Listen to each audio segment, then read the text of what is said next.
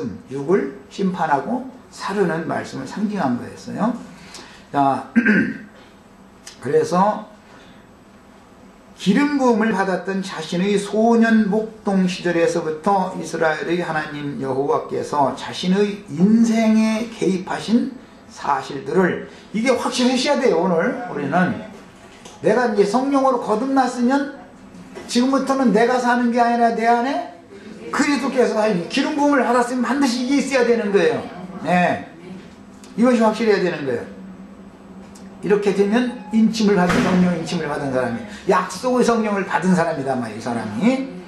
자, 이스라엘의 하나님 여호와께서 자신의 인생에 개입하신 사실들을 기록한 자서전적인 내용인데 다윗은 많은 시가를 남겼지만 본문은 주로 10편, 18편의 내용과 일치합니다. 이제 단어가 몇 가지가 이제 바꿔진 단어들이 나오는데 그것은 여호와께서 다윗을 모든 대적의 손과 사울의 손에서 구원하신 그날에 다윗이 이 노래의 말씀으로 여호와께 하려 가로되라고 시작되고 있는데 본문에서 모든 대적이라는 말은 마지막까지 대적하던 블레셋을 제압한 사실을 의미하며 사울의 손에서 구원하신 날이란 사울의 후손들 중에 7 아들들 세바의 난을 평정하고 사울 가문의 남은 자손들이었던 사울의 첩자식 둘과 사울의 딸 미갈이 낳은 외손자 5을 기브온 사람들이 손에 넘겨주어서 죽인 것. 그 사울의 7 자손들을 죽인 거예요. 그것은 사울의 손에서 드디어 벗어난 거예요, 이제. 네. 상징이에요. 이건 뭐냐? 신약교회에 7 교회의 왕족들인 큰 음료의 7 머리들인데 상징인데 사울의 후예들로 상징이 됐단 말이에요. 이들은 사실은 사울의 왕권을 계속 유지하기를 원하지 다윗이 왕국을 세워서 다윗의 후사가 계속 그 나라를 이어가기를 원하는 자들이 아니죠. 그래서 발람의 교훈과 니골라 당의 교훈을 행하는 자들이며 땅의 임금들이며 큰 음료의 7 머리들이다. 땅의 왕족들이다. 계시록에서는 이렇게 표현을 했어요. 다윗 왕을 평생 피 흘리는 자로 전장터에서 잔뼈가 굵어지게 하였던 첫째는 블레셋, 그 다음에는 아람, 모압, 암몬, 아말렉, 소바 족속, 에돔 족속, 이 7 족속이 이제 다윗과 끝까지 남아서 전쟁을 치렀던 족속들인데 이들은 모든 다윗의 대적이었으며 사울의 손은 다윗이 사무엘에 의하여 기름 부음을 받고 난 후에 왕위에 오르기 전에 사울 왕에게 당했던 박해와 왕위에 등극한 후에 사울 가문의 잔재 세력을 중심으로 일어난 반역 등을 의미하는 말입니다. 그 다음에 다윗의 이런 행적은 먼 후일 예수님과 사도들의 행적에 대한 예표가 되었으며 예수님은 이방인들의 반대만이 아니라 동족인 유대인들의 적대적인 박해를 받아야 했고 사도들 역시 이방인들과 동족의 박해를 당했으며 오늘날 우리에게까지도 증인들이 전하는 복음 전파를 반대하는 이방인들과 복음 전파를 회방하는 자칭 유대인들의 적대 행위가 이어지고 있습니다. 이걸 잘 이해를 하셔야 되겠어요. 성령을 회방하는 죄는 고범죄라고 그래서 이것은 이 세상뿐 아니라 오는 세상에서도 사함을 받지 못한다고 그랬어요. 그러니까 주의 증인들이 증거하는 복음 말씀을 대적하는 행위가 하나님 앞에서는 세상적으로 가서 뭐 남이 그렇다고 남에게 이제 도둑질을 하라는 걸 말하는 게 아니라 남의 것을 훔쳤다가 깨닫고 되물러주고 회개하고 돌이키고 하는 그 죄보다 훨씬 더 크다. 영적인 죄가 얼마나 더 큰지를 아셔야 됩니다. 다윗이 이 노래의 말씀으로 여호와께 아뢰어 그 고범죄와 그 다음에 그 오범죄라고 하는 것이 성경에는 엄격하게 다뤄지고 있고 구약 성경에 요한일서 5장에는 사함을 받을 수 있는 죄도 있고 사함을 받을 수 없는 죄도 있다 그랬어요.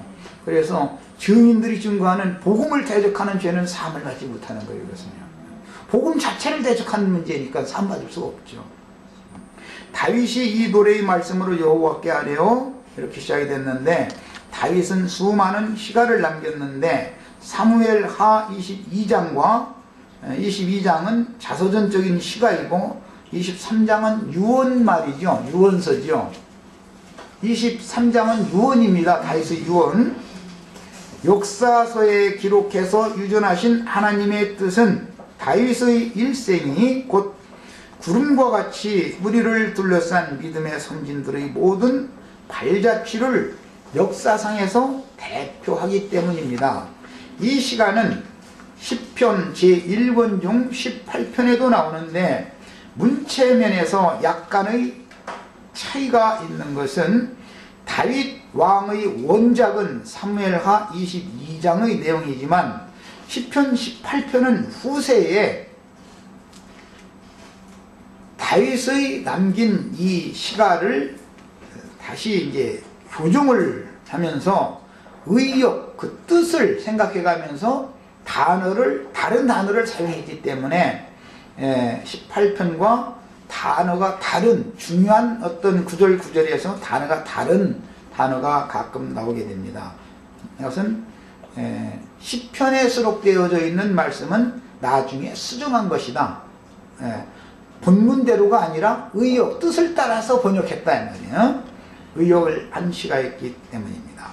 자, 사무엘하 22장에 기록된 시가의 말씀들과 23장의 유언 내용은 야곱의 신앙 고백과 함께 모든 독자들에게 자신의 인생에 개입하신 그리스도께서 자신을 더욱 높고 폭넓게 그리고 깊이 있게 알아가도록 계시하여 사람으로 하여금 진중하고 무게감이 있는 새 사람으로 재창조하시고 영생하시는 하나님의 형상과 모양으로 만들어 가시는 손길을 동감하고 감격의 눈물을 흘리게 해줍니다.